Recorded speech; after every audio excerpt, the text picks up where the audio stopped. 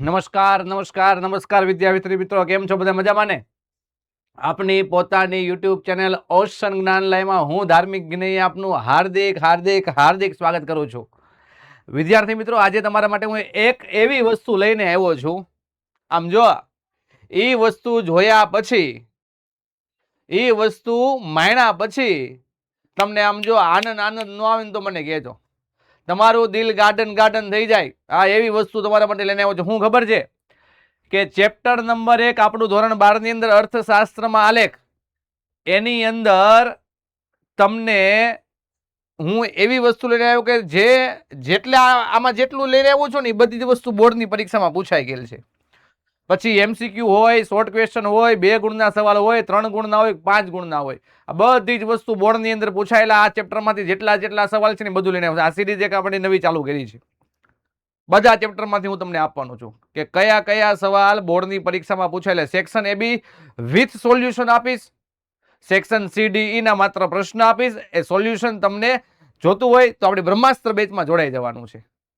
Okay, ચાલો શરૂઆત કરીએ. આપણે શું કહે છે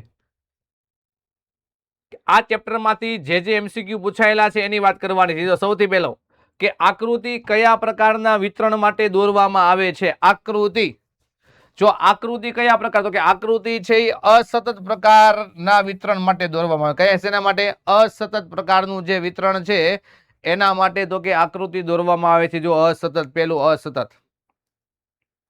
બીજું, આલેખ કયા પ્રકારના વિતરણ માટે દોરવામાં આવે છે? તો કે આલેખ આવશે સતત પ્રકારનું વિતરણ. કયું? સતત. ત્રીજું, દરેક સ્તંભના મૂલ્યને એકથી વધુ પેટા વિભાગમાં વહેંચવામાં આવે. જો આ આપણો સ્તંભ છે, આ સ્તંભને એકથી વધુ એટલે આ રીતે 2 ભાગમાં અથવા 3 ભાગની અંદર વહેંચવામાં આવે ત્યારે કઈ આકૃતિ બને છે? દરેક સ્તંભના મૂલ્યને એકથી વધુ પેટા વિભાગમાં વહેંચવામાં આવે ત્યારે કઈ આકૃતિ બને છે? એકથી વધુ પેટા વિભાગમાં વહેંચવામાં આવે એટલે બાળકો વિભાજિત સ્તંભ આકૃતિ બને. કઈ? વિભાજિત સ્તંભ આકૃતિ બને. જો વિભાજિત સ્તંભ આકૃતિ. ચોથો, નીચેનામાંથી કોનો સમાવેશ આલેખના પ્રકારમાં થતો નથી? આલેખના પ્રકારમાં સમાવેશ નથી થતો. જો સ્તંભ આલેખ આ તો છે, આવૃત્તિ બહુકોણ આ તો છે, આવૃત્તિ વક્ર આ છે, ચિત્રાકૃતિ હા નથી એટલે ચિત્રાકૃતિ. જો ચિત્રાકૃતિ, કયું? ચિત્રાકૃતિ. ત્યાર પછી આંકડાકીય માહિતીને પ્રોસેસ કરવા માટેનો પ્રોગ્રામ કયો છે? તો કે આની અંદર આવશે એક્સેલ શીટ. કયું આવશે? Excel sheet. અથવા એમ પણ તમને પૂછે કે ભાઈ આંકડા એક્સેલ શીટ એ શું છે? તો કે આંકડાકીય માહિતીને પ્રોસેસ કરવા માટેનો પ્રોગ્રામ છે. એ બી રીતે સવાલ આવી શકે. ત્યાર પછી આર્થિક માહિતી અંગેની આધારભૂત ડેટાની સીડી કોણ તૈયાર કરે છે? આર્થિક માહિતી અંગેની આધારભૂત ડેટાની સીડી કોણ તૈયાર કરે? સ્વાધ્યાયનું એમસીક્યુ છે તો કે પ્રયોગશાળાઓ, સંશોધન કેન્દ્રો અને સરકાર. કોણ કોણ? પ્રયોગશાળાઓ, સંશોધન કેન્દ્રો અને સરકાર. ત્યાર પછી આટલા એમસીક્યુ પૂછાયેલા હતા. બાળકો આવું મસ્તકડું તમને ઓશન જ્ઞાન લાઈનની ચેનલ ઉપર મળી જ રહેવાનું છે. હજી કહું છું, બ્રહ્માસ્ત્ર બેચનો લાભ લઈ લેજો. માત્ર ને માત્ર 2200 રૂપિયામાં બ્રહ્માસ્ત્ર બેચ તમને મળવાની છે. હેન્ડ રિટન બુક મળવાની છે, નેવિગેટર પ્રાપ્ત થવાનું છે, ફ્રી પેપર સોલ્યુશન બેચ મળવાની છે, ફ્રી આઈએમપી બેચ મળવાની છે. ને આવું તો બધું કેટલું તમને મળશે. આખો syllabus, account, state, eco, BA, English. ભલામણા 2200 રૂપિયામાં કોઈ ન ભણાવે. એક દિવસનું 5 થી 6 રૂપિયાનું એજ્યુકેશન. હા, એટલે બહુ મૂંઝાવાય નહીં, બહુ ટેન્શન ન લેવાય. બ્રહ્માસ્ત્ર બેચમાં એડમિશન લઈ લેવાય. હા, તો જોઈએ હવે સેક્શન બી માં કયા કયા સવાલ પૂછાયેલા. તો જો પહેલો સવાલ છે આલેખ એટલે શું? આવો સવાલ પૂછાયેલો બોર્ડની પરીક્ષામાં. જો તો કે સતત આવૃત્તિ ધરાવતી માહિતી અથવા અસ્પષ્ટ અવલોકિત આંકડાકીય માહિતી માટે આંકડાશાસ્ત્રની મદદથી આપણને માહિતી કેવી આપી છે? અસ્પષ્ટ. એ અસ્પષ્ટ આંકડાકીય માહિતીને આપણે આંકડા શાસ્ત્રની મદદથી સ્પષ્ટ બનાવવાની છે. શું કરવાની છે? સ્પષ્ટ બનાવી. અને પછી જે ચિત્ર દોરવામાં આવે એ ચિત્રને શું કહે છે? આલેખ કહે છે. પછી જે ચિત્ર દોરવામાં આવે તે ચિત્રને શું કહે છે? આલેખ કહે છે. એટલે શું કીધું? સતત આવૃત્તિ વિતરણ ધરાવતી માહિતી અથવા અસ્પષ્ટ આંકડાકીય માહિતીને આંકડાશાસ્ત્રના સાધનની મદદથી સ્પષ્ટ બનાવીને જે ચિત્ર દોરવામાં આવે તેને શું કહે છે? આલેખ કહે છે. ત્યાર પછી આલેખ દોરવા અને સમજવા શાનું જ્ઞાન જરૂરી છે? તો કે બાળકો, આલેખ દોરવા માટે, આલેખને સમજવા માટે આંકડાશાસ્ત્રનું જ્ઞાન જરૂરી છે. આલેખ દોરવા માટે, આલેખને સમજવા માટે આંકડાશાસ્ત્રનું જ્ઞાન શું છે? જરૂરી છે. ત્યાર પછી જ્યારે માહિતી સતત આપેલી, હમણાં જોયું સતત આપેલી હોય એટલે શું દોરવામાં આવે છે? આલેખ. શું? આલેખ. અથવા આ વર્ષે તમને માનો કે એવું પૂછે કે જ્યારે માહિતી અસતત આપેલી હોય ત્યારે શું દોરવામાં આવે છે? તો લખવાનું શું? આકૃતિ. શું? આકૃતિ. આ સિમ્પલ લોજિક છે. સતત આપી હોય તો આલેખ, જો સતત છે તો શું દોરાય છે? આલેખ દોરાય છે. પછી છે સ્તંભ આકૃતિ એટલે શું? તો કે દરેક વિભાગ કે સમય માટે ચલનું મૂલ્ય દર્શાવતી આકૃતિ એટલે સ્તંભ આકૃતિ અથવા ખાલી આકૃતિ. અથવા એમ પણ કહી શકાય કે જ્યારે કોઈ આધાર પર, જો બીજી વ્યાખ્યા આમ પણ લખી શકાય, જો કે જ્યારે કોઈ આધાર પર કોઈ ચલનું મૂલ્ય રજૂ કરવામાં આવે તેને શું કહે છે? સ્તંભ આકૃતિ કહે છે. જ્યારે કોઈ આધાર પર કોઈ ચલનું મૂલ્ય રજૂ કરવામાં આવે તેને શું કહે છે? સ્તંભ આકૃતિ કહે છે. ત્યાર પછી લઈએ નેક્સ્ટ.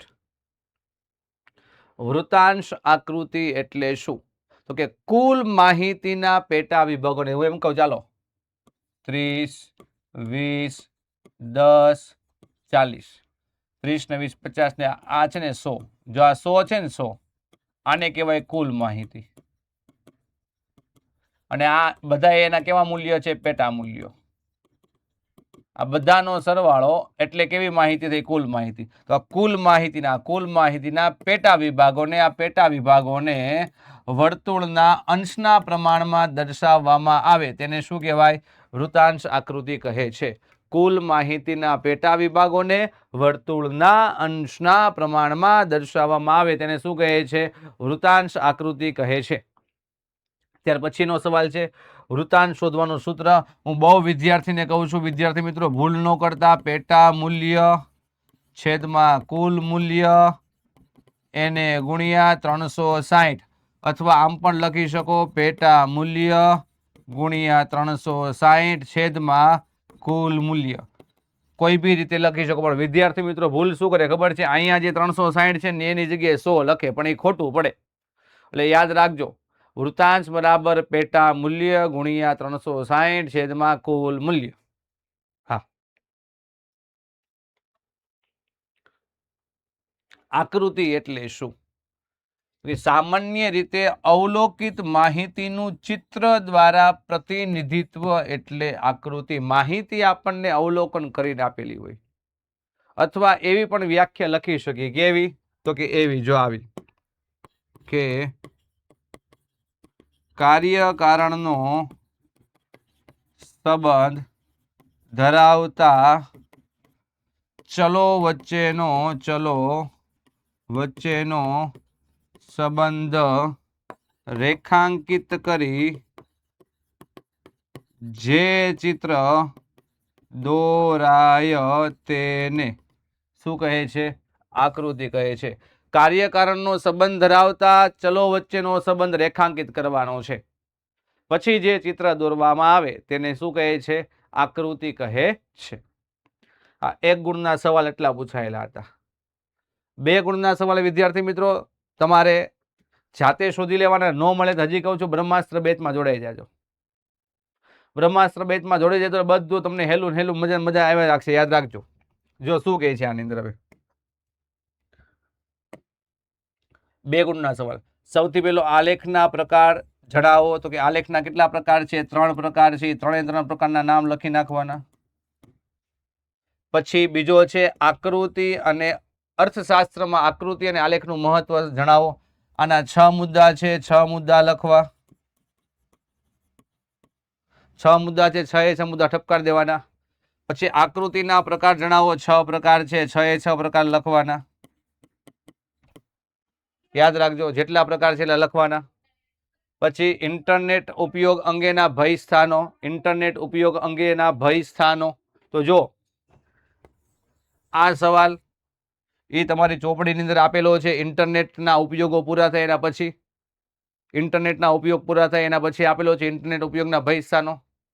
પછી સ્તંભ આકૃતિનો અર્થ અને તેના પ્રકારો. અર્થ હમણાં આપણે આગળ છે ને સમજાવ્યો તમને. અને એના પ્રકારો કેટલા છે? 3 હતા. કેટલા? 3. કયા કયા? સાદી, પાસપાસેની અને વિભાજિત. પછી આકૃતિ એટલે શું, શા માટે દોરવામાં આવે છે? આ યાદ રાખજો. આકૃતિની વ્યાખ્યા લખવાની અને હું કામ દોરવામાં આવે છે એ લખવાનું. હજી એટલા સવાલ નથી પૂછવાનો 2 ગુણના. હજી ઘણા સવાલ છે. જો હજી આગળ જો કયા સવાલ છે. જો 7મો સવાલ કમ્પેક્ટ ડિસ્ક એટલે કે ડેટા સીડીનો ઉપયોગ જણાવો. 8મો સવાલ આલેખ એટલે શું? અર્થશાસ્ત્રમાં આલેખ અને આકૃતિનું મહત્વ. આ બીજી વાર પૂછાણો. પહેલી વાર કેવો હતો? ખાલી આકૃતિ આલેખનું મહત્વ. હાલો કે હવે હું ફેરવું. આલેખ એટલે શું? તેમાં આકૃતિ આલેખનું મહત્વ. પછી 9મો સવાલ વૃત્તાંશ આકૃતિ દોરતી વખતે કઈ કઈ બાબતને ધ્યાનમાં રાખવી જોઈએ? 3 બાબતો છે. કેટલી બાબતો છે? 3 બાબતો છે. પછી આલેખમાં એક્સ ધરી ઉપર અને વાય ધરી પર કયા પ્રકારના ચલ દર્શાવવામાં આવે? એક્સ ધરી હોય તો આના પર સ્વતંત્ર ચલ દર્શાવવામાં આવે. વાય ધરી હોય તો એના પર પરતંત્ર ચલ દર્શાવવામાં આવે છે. બસ એટલું જ 2 ગુણમાં પૂછી લીધું. પછી કમ્પેક્ટ ડિસ્ક એટલે કે સીડી વાપરવાની મુશ્કેલી. પછી આકૃતિ અને આલેખ દોરતી વખતે ધ્યાનમાં રાખવાની બાબતો જણાવો. માત્ર મુદ્દાના નામ લખવા. માત્ર મુદ્દાના નામ લખવા. આ સવાલ કેવો છે? 2 ગુણમાં પૂછાણો છે, 3 ગુણમાં પૂછાણો છે, 5 ગુણમાં પૂછાણો છે. પછી 13મો સવાલ કમ્પ્યુટરના ભય સ્થાનો જણાવો. કમ્પ્યુટરના ભય સ્થાનો જણાવો. 14મો આલેખ એટલે શું? આલેખનો ઉપયોગ જણાવો. આલેખ એટલે શું? આલેખનો ઉપયોગ જણાવો. આવા 14 સવાલ 2 ગુણના પૂછાયેલા છે આ ચેપ્ટરમાંથી. 14 સવાલ કરવાને ભલામણ. બીજું કાંઈ ન આવડે. આમાં બધું આવી જાય. બોર્ડ વાળા બુદ્ધિશાળી છે ભાઈ. એક વર્ષે એક 2 સવાલ પૂછી લે એટલે જો આમાં જો એક સવાલ રિપીટ ન થયો. આ બધું થઈ ગયું. આટલું કરો એટલે આની બહાર કાંઈ ન જાય. ત્યાર પછી જો આગળ 3 ગુણના સવાલ એવા 3 ગુણના 6 સવાલ છે. કેટલા? 6. પહેલો છે કમ્પ્યુટર ટેકનોલોજીની અર્થશાસ્ત્રમાં ઉપયોગિતા જણાવો. 6 મુદ્દા સમજાવી દેવાના. સોરી 5 મુદ્દા છે. 5 મુદ્દા સમજાવી દેવાના. કેટલા મુદ્દા છે? 5 મુદ્દા છે. 5 મુદ્દા સમજાવવા. પછી અર્થશાસ્ત્રના અભ્યાસમાં ઇન્ટરનેટ ટેકનોલોજીની ઉપયોગિતા. આના 6 મુદ્દા સમજાવવા.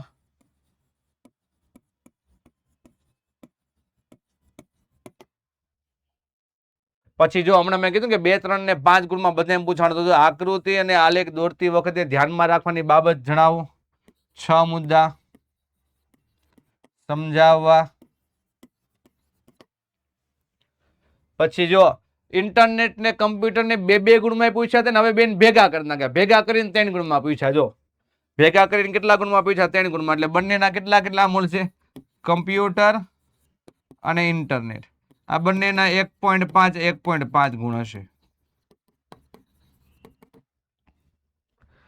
પછી સ્તંભ આકૃતિ એટલે શું? સ્તંભ આકૃતિ દોરતી વખતે ધ્યાનમાં રાખવાની બાબતો. એક આની અંદર છે ને વ્યાખ્યા લખવાની અને દોરતી વખતે ધ્યાનમાં રાખવાના 5 મુદ્દા છે એ લખવાના. એટલે તમને 3 ગુણ મળી જાય. અને પછી છેલ્લું આકૃતિ આલેખનો તફાવત. ટોટલ છે ને 7 મુદ્દા છે, 7 મુદ્દામાંથી 6 મુદ્દા લખવા. ટોટલ કેટલા મુદ્દા છે? 7 મુદ્દા છે, એમાંથી કેટલા મુદ્દા લખવાના? 6 મુદ્દા લખવાના. હા, આટલા સેક્શન ડી માં સવાલ પૂછાયેલા હતા. હવે સેક્શન ઈ માંથી આ ચેપ્ટરમાંથી એક જ સવાલ પૂછાયેલો છે. કેટલા? એક જ સવાલ. કયો સવાલ? આકૃતિ અને આલેખ દોરતી વખતે ધ્યાનમાં રાખવાની બાબતો સમજાવો. 6 એ 6 બાબતને સમજાવવાની. 6 બાબતો સમજાવી લ્યો. સરસ મજાનું વિદ્યાર્થી મિત્રો આપણે ચેપ્ટર નંબર 1 અર્થશાસ્ત્રમાં આલેખની અંદર બોર્ડની પરીક્ષામાં પૂછાયેલા પ્રશ્નો જોયા. એમસીક્યુ જોઈ લીધા, શોર્ટ ક્વેશ્ચન જોઈ લીધા, 2 ગુણના, 3 ગુણના, 5 ગુણના બધા. આવું મસ્તકડું જાણવા માટે, સમજવા માટે, સારું રિઝલ્ટ લાવવા માટે હજી કહું છું બ્રહ્માસ્ત્ર બેચમાં જોડાઈ જાઓ. અને વધારે માહિતી માટે 70 46 22 22 54 નંબર ઉપર સંપર્ક કરીને વધુ માહિતી મેળવી શકો છો. ફરીવાર એક નવા ચેપ્ટર સાથે મળશું. ત્યાં સુધી દરેક વિદ્યાર્થી મિત્રોને જય હિન્દ, જય ભારત, વંદે માતરમ.